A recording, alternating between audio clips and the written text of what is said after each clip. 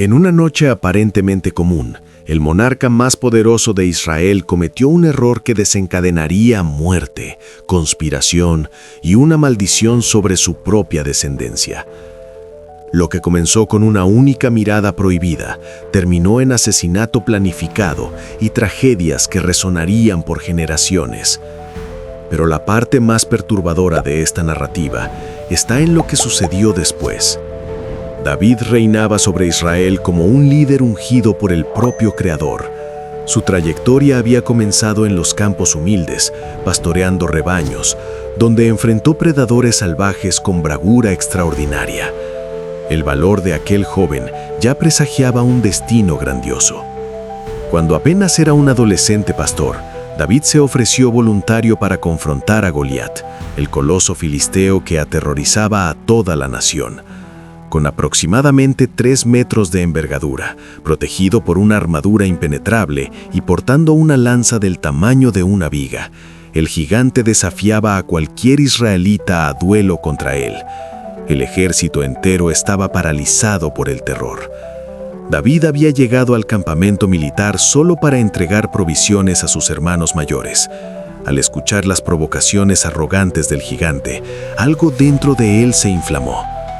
¿Quién se cree este incircunciso para burlarse de los ejércitos del Dios vivo?, declaró él, con una audacia que parecía locura para los observadores.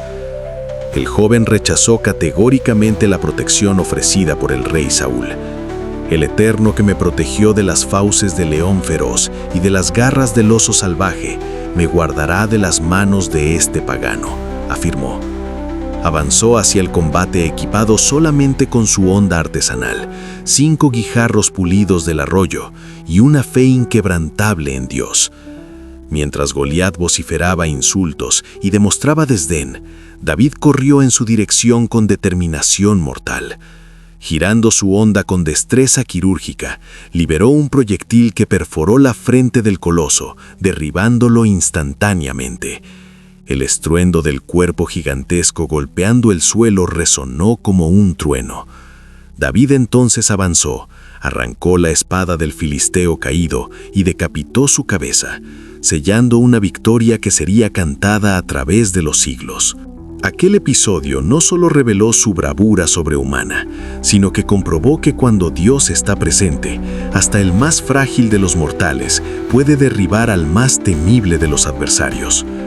Desde aquel día en adelante, David conquistó la adoración de todo Israel, transformándose en un ícono vivo de fe y valentía. Reconocido por su sabiduría estratégica como líder, su pericia impecable como combatiente y principalmente su devoción intensa al Creador, David también compuso innumerables salmos que revelan un corazón vulnerable y arrepentido. Sin embargo, en aquella fase específica de su existencia, algo fundamental se había transformado. Ya no lideraba a sus tropas en las batallas como anteriormente. Mientras sus guerreros arriesgaban sus vidas, David permanecía confortablemente instalado en su palacio. El comandante que antaño se lanzaba a la línea de frente, ahora parecía excesivamente acomodado en la seguridad. Urías, el hiteo, estaba entre aquellos guerreros fieles. Aunque no era israelita por nacimiento, se había convertido en uno de los soldados más leales del ejército de David. Para Urías, servir al rey representaba el mayor de los honores. Era un hombre construido sobre principios inquebrantables, que valoraba la lealtad por encima de cualquier interés personal. Mientras proyectiles y espadas cortaban el aire, a su alrededor, Urías combatía con el tipo de bravura contagiosa que inspiraba a sus compañeros a seguir su ejemplo. Pero en ese mismo momento, David caminaba por la terraza elevada de su residencia real. Era el crepúsculo, y él observaba distraídamente la ciudad abajo, hasta que algo capturó totalmente su atención.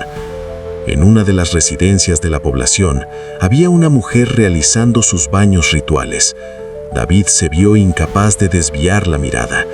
Su belleza era extraordinaria, algo que despertó en él una atracción instantánea y avasalladora. ¿Quién es aquella mujer?, indagó él a un siervo presente. La respuesta llegó rápidamente, pero llevaba una advertencia implícita. Es Betsabé, hija de Eliam y esposa de Urías el Hiteo. David conocía perfectamente quién era Urías. Sabía que en ese exacto instante él estaba en el campo de batalla, arriesgando su existencia por Israel y, por extensión, por él mismo. Ese conocimiento debería haberlo detenido inmediatamente. A fin de cuentas, Urías era sinónimo de honor y lealtad. Pero en lugar de retroceder, algo oscuro en el interior de David lo hizo dudar y persistir. Continuó observando aquella residencia como si librara un combate interno devastador. El monarca que había resistido tantos conflictos externos, ahora parecía completamente incapaz de vencer esa guerra interna. Una cuestión angustiante flotaba sobre su mente. ¿Por qué estaba él allí, ocioso en la terraza, mientras sus hombres sangraban en la guerra? ¿Acaso el elegido del Altísimo comenzaba a fracasar como líder? Lo que David decidió hacer en los momentos siguientes alteraría permanentemente el destino de su familia y de todo el reino. Percibía que estaba a punto de traspasar una frontera irreversible, pero la atracción ejercía sobre él una fuerza magnética irresistible. Poco imaginaba que cada decisión generaría consecuencias que jamás podría anticipar. La noche avanzó, pero el deseo que consumía a David no se enfrió. Intentó desesperadamente distraer su mente, pero la imagen de Betsabé parecía perseguirlo como un fantasma obsesivo.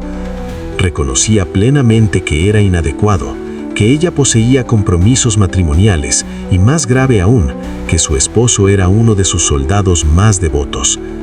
Sin embargo, David no pudo resistir la tentación creciente. Con cada jornada que transcurría, el pensamiento en Betsabé se expandía como una sombra devoradora. Sabía con absoluta certeza que convocar a aquella mujer constituía un error gravísimo, pero comenzó a construir justificaciones mentales.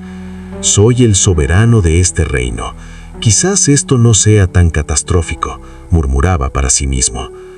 Con esa racionalización frágil alimentando su decisión, David despachó a sus mensajeros para conducirla al palacio. Cuando Betsabé recibió la convocatoria real, quedó profundamente confundida. ¿Cuál sería el motivo del interés súbito del hombre más influyente de Israel por una mujer como ella? Pero una realidad cristalina: nadie tenía el poder de declinar un llamado del rey. Ella compareció sin cuestionar, como era esperado de cualquier súbdito. David aguardaba su llegada con una ansiedad creciente. Tenía certeza de que ella vendría, pero no sabía cómo administrar aquello que sentía.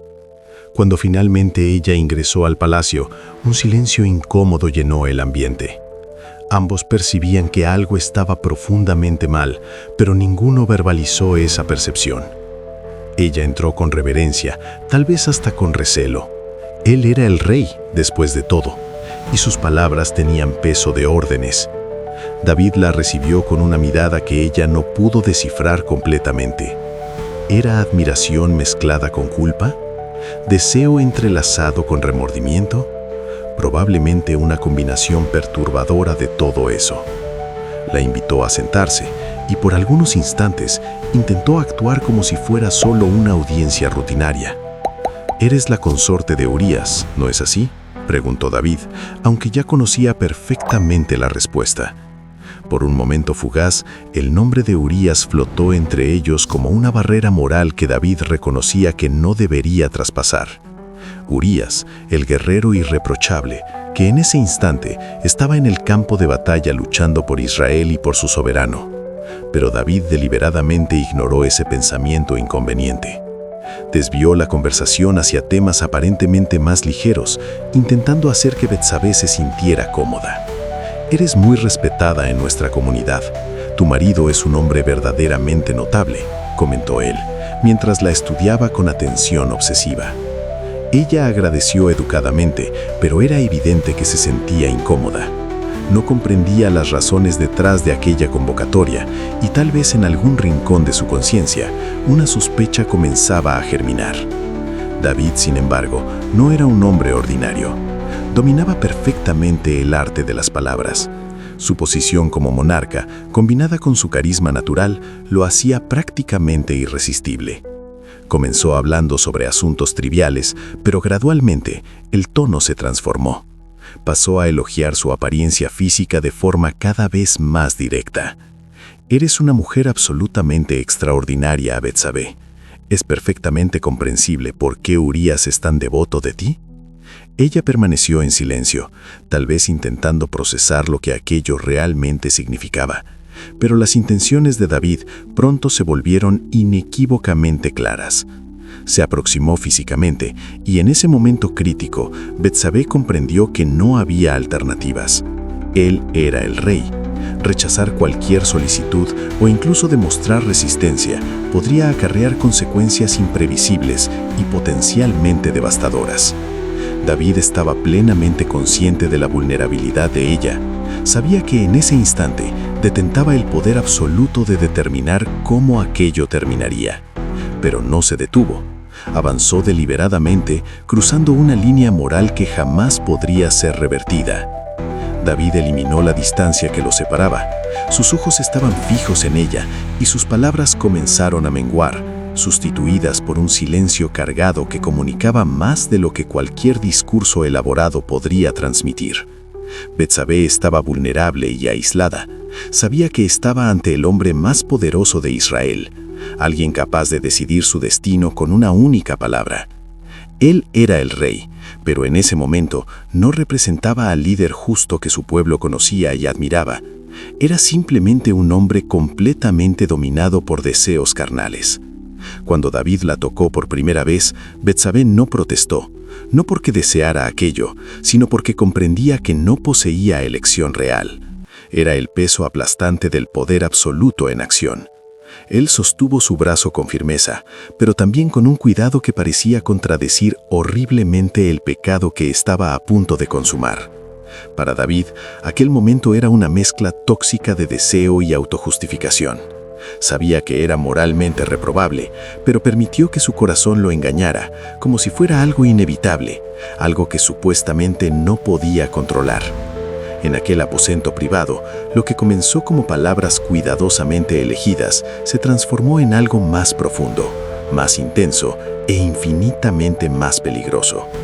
Fue un instante en que todas las fronteras fueron traspasadas, donde el deseo sobrepujó la razón y el poder aniquiló la moralidad. Fue el tipo de acto que lleva en sí una marca indeleble que nunca se borra.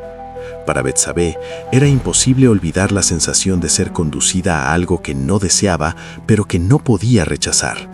Para David, el peso de aquel momento quedaría escondido en su corazón como una sombra que intentaría desesperadamente ignorar en los días venideros.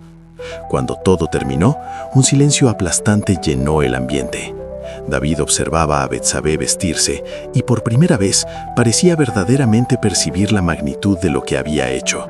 Pero no verbalizó nada. Él era el rey, y en ese momento eso parecía suficiente para justificar absolutamente cualquier cosa. Betsabé dejó el palacio con el corazón pesado, llevando consigo el recuerdo indeleble de aquel encuentro. Era el inicio de algo que no podría ser deshecho, algo que no permanecería enterrado por mucho tiempo. Algunos días después, un mensaje llegó hasta David. Solo 3 palabras simples que le hicieron percibir instantáneamente que su secreto no permanecería oculto. Estoy esperando un hijo. Ahora necesitaría confrontar las consecuencias devastadoras de sus elecciones, pero el precio sería astronómicamente mayor de lo que podría imaginar en sus peores pesadillas. David no podía desviar los ojos de aquel mensaje aterrorizante. Era solo cuestión de tiempo hasta que las personas comenzaran a formular preguntas incómodas.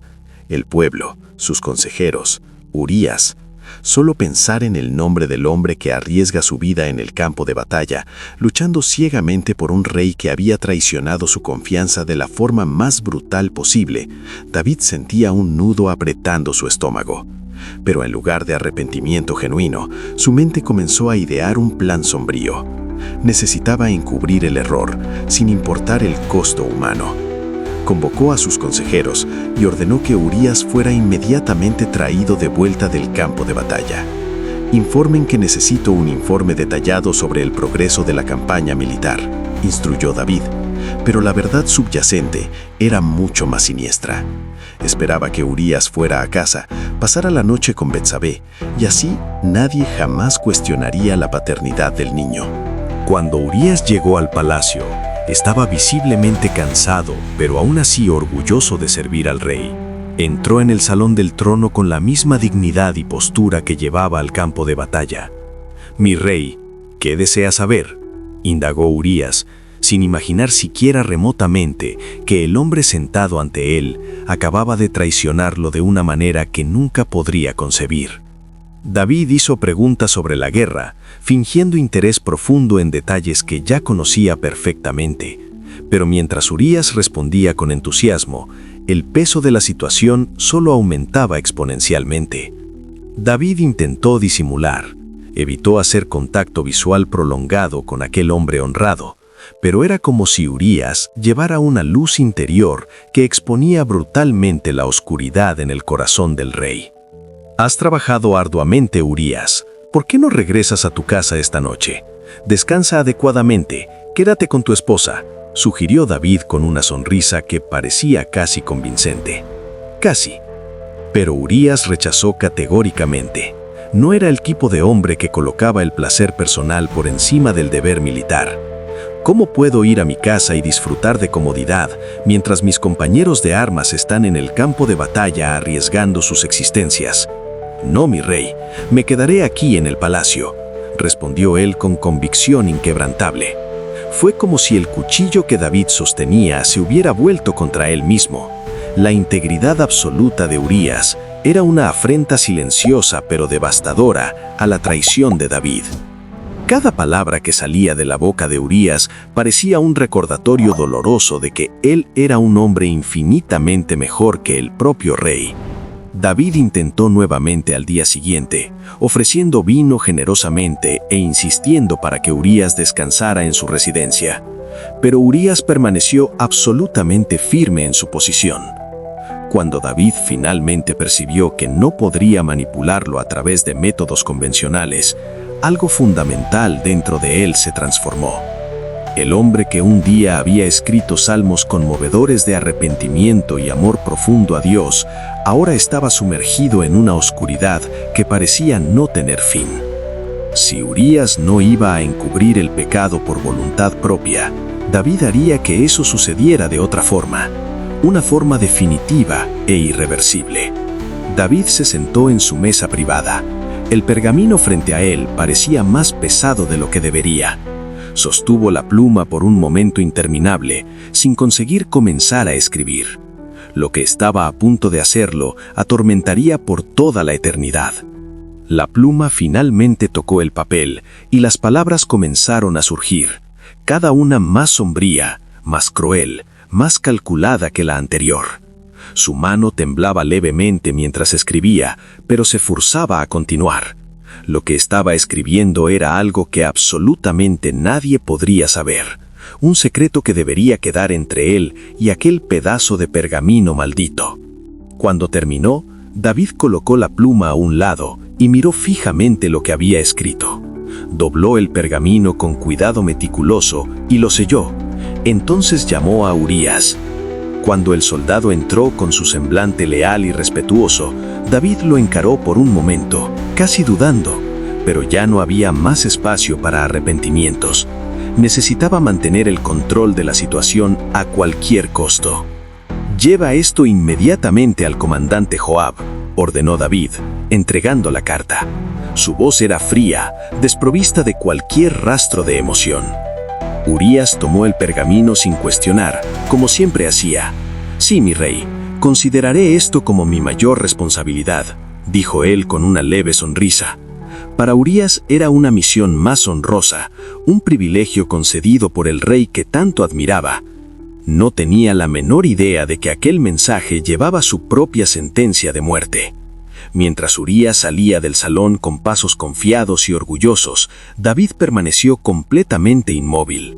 Miró fijamente la puerta cerrada y por un instante fugaz se preguntó, ¿sería demasiado tarde para retroceder? pero apartó ese pensamiento rápidamente. Lo que estaba hecho, estaba irrevocablemente hecho.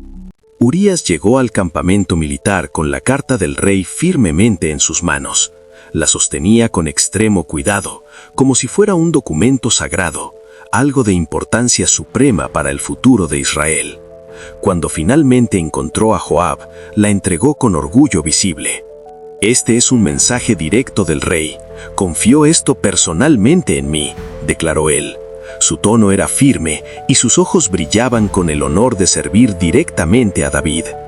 Joab tomó la carta y miró a Urías por un instante antes de abrirla. Conocía profundamente el carácter de Urías, sabía que era uno de los soldados más fieles de todo Israel, y eso solo hacía infinitamente más difícil lo que estaba a punto de descubrir. Al romper el sello y leer las palabras del rey, Joab sintió un escalofrío recorrer todo su cuerpo. Con cada línea, su semblante se volvía más serio y perturbado. Cuando llegó al final, cerró los ojos por un instante, procesando el horror de lo que acababa de leer. «Gracias, Urías», dijo él, con la voz forzadamente firme, intentando no revelar nada de su perturbación interna. En los días siguientes, Joab dio órdenes que parecían confundir a los otros soldados veteranos. Instruyó a Urías a liderar el próximo ataque, posicionándolo deliberadamente en la línea del frente, donde el combate era más intenso y mortal. Aquella decisión era extremadamente inusual, pero nadie osaba cuestionar al comandante supremo. Urías, por su parte, recibió la misión con la misma determinación inquebrantable de siempre. «Si esta es la voluntad del rey y del comandante, estoy completamente listo», respondió él con una sonrisa genuina. Para él, liderar en la línea del frente era un honor supremo, no un castigo. No tenía la menor idea de lo que realmente estaba detrás de aquella decisión. Urías avanzó valientemente hacia la línea del frente como le fue ordenado, pero algo estaba terriblemente mal. El silencio de los otros soldados detrás de él parecía crecer de forma antinatural, incluso en medio del caos ensordecedor de la batalla. Cuando miró a los lados, percibió con horror creciente que absolutamente nadie más lo acompañaba. Estaba completamente solo. Su corazón se disparó violentamente. Gritó desesperadamente por los compañeros, llamando los nombres de aquellos que debería liderar. «Avancen, ¿qué están haciendo? No paren ahora». Pero sus palabras desaparecieron en el ruido ensordecedor de las espadas entrechocando y flechas cortando el aire. Los soldados estaban deliberadamente retrocediendo. No podía comprender. No tenía absolutamente ningún sentido. El terror comenzó a crecer como una marea dentro de Urías. Miró hacia el frente y vio a los enemigos aproximándose rápidamente, rodeándolo como predadores. «¿Por qué?», murmuró él mientras la sangre comenzaba a brotar de su boca. Sus ojos se volvieron hacia el cielo como si buscara respuestas divinas que nadie le daría. No entendía, no podía entender. Había dado absolutamente todo, arriesgado todo, servido con lealtad incuestionable, y ahora estaba siendo deliberadamente dejado para morir.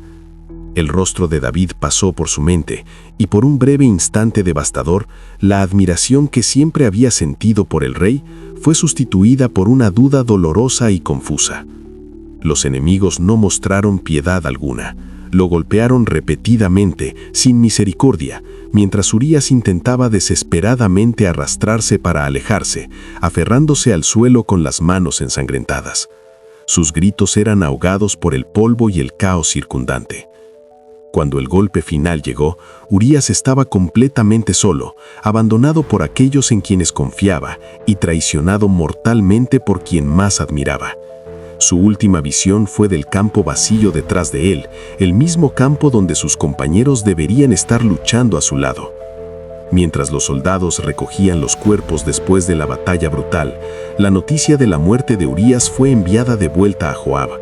Entonces tomó la carta que David había escrito, ahora con el destino tristemente cumplido. Abrió nuevamente el pergamino que había recibido de Urías y releyó las palabras del rey. El mensaje era directo y cruel en su simplicidad. Coloca a Urías en la línea donde la batalla sea más feroz. Después, retrocedan deliberadamente para que sea dejado solo y sea muerto. Joab encaró aquellas palabras como si tuvieran el poder de quemarlo físicamente. Entendió en ese momento que Urías no había sido víctima de la guerra, había sido víctima de una conspiración premeditada, de un plan cuidadosamente ideado por el propio rey.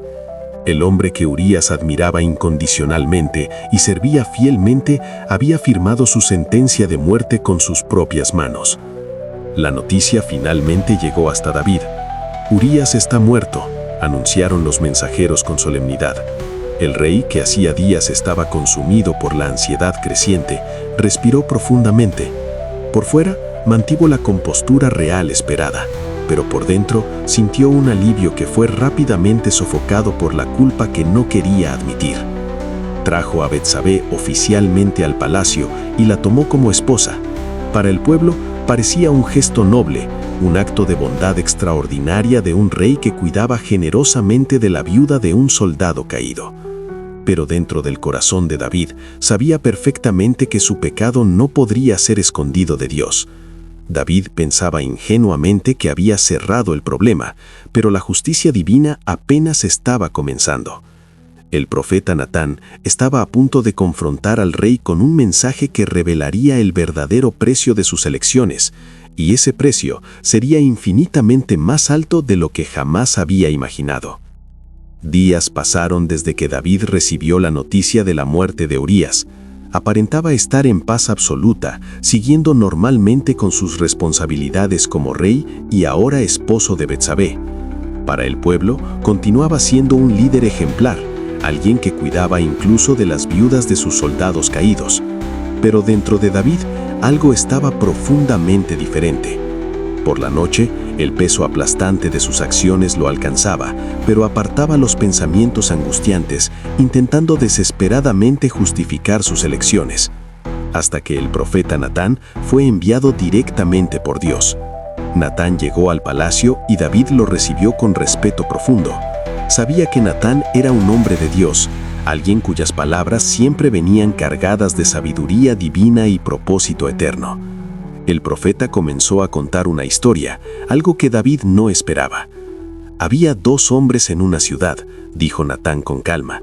Uno era extremadamente rico y poseía innumerables ovejas y bueyes, y el otro era miserablemente pobre y tenía solo una única oveja pequeña que amaba como si fuera una hija. Ella comía de su mesa, bebía de su copa y dormía en sus brazos. Pero un día, el hombre rico recibió un visitante importante. En lugar de tomar una de sus innumerables ovejas para preparar una comida, deliberadamente tomó la única oveja del hombre pobre y la mató para alimentar a su invitado. David escuchaba con atención creciente y su expresión comenzó a cambiar drásticamente. Se levantó de repente, lleno de indignación ardiente. «Ese hombre merece la muerte. ¿Cómo pudo hacer algo tan cruel y deshumano? Debe pagar por eso 4 veces más», vociferó él, genuinamente ultrajado. Natán lo encaró fijamente por un momento antes de pronunciar las palabras que David jamás olvidaría. «Tú eres ese hombre». El aire pareció congelarse completamente en el salón. David quedó en silencio absoluto, incapaz de responder. Natán continuó, ahora con un tono severo y profético. «Así dice el Señor: yo te ungí rey sobre Israel y te libré de las manos de Saúl. Te di la casa de tu señor y las mujeres de tu señor, y si eso fuera poco, te habría dado mucho más. Pero ¿por qué despreciaste la palabra del Señor, haciendo lo que es malo a sus ojos? Mataste a Urías con la espada de los amonitas y tomaste a su esposa como tuya». Cada palabra de Natán era como una espada atravesando el corazón de David. Sabía que no podía negar absolutamente nada. Sabía que Dios había visto todo, desde el momento en que miró a Betsabé por primera vez hasta el envío de aquella carta maldita que condenó a Urías a muerte. Natán entonces anunció el juicio divino con autoridad absoluta. «Ahora la espada nunca se apartará de tu casa. El mal surgirá desde dentro de tu propia familia, y el hijo que nazca de esta unión morirá. David cayó de rodillas instantáneamente. No intentó justificar sus acciones, no buscó culpables externos.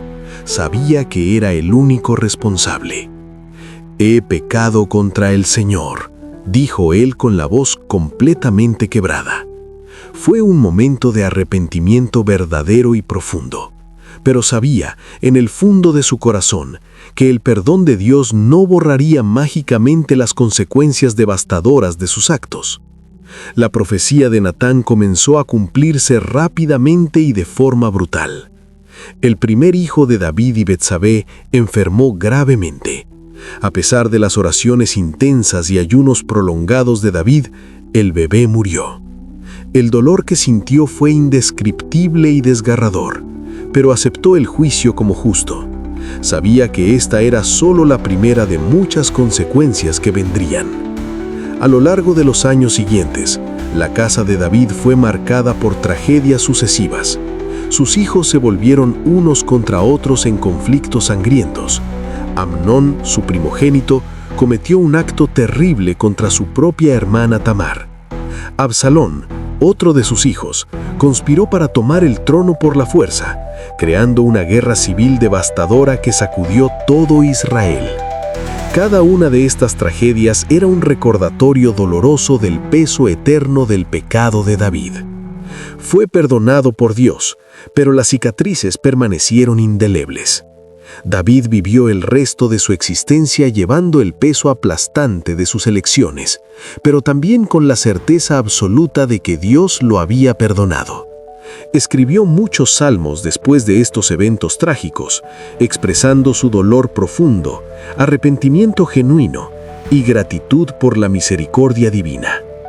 Uno de ellos quedó especialmente conocido y es cantado hasta hoy. Crea en mí un corazón puro, oh Dios, y renueva dentro de mí un espíritu inquebrantable. Esta historia no es solo sobre el pecado de David, es sobre la realidad contundente de que hasta los elegidos por Dios son profundamente falibles. Nos recuerda que el perdón divino siempre es posible, pero que nuestras acciones tienen consecuencias irreversibles que no podemos evitar. Si esta historia te impactó, deja tu like, comparte con quien necesita oír este mensaje y suscríbete al canal para más historias bíblicas que transformarán tu comprensión sobre fe, arrepentimiento y consecuencias.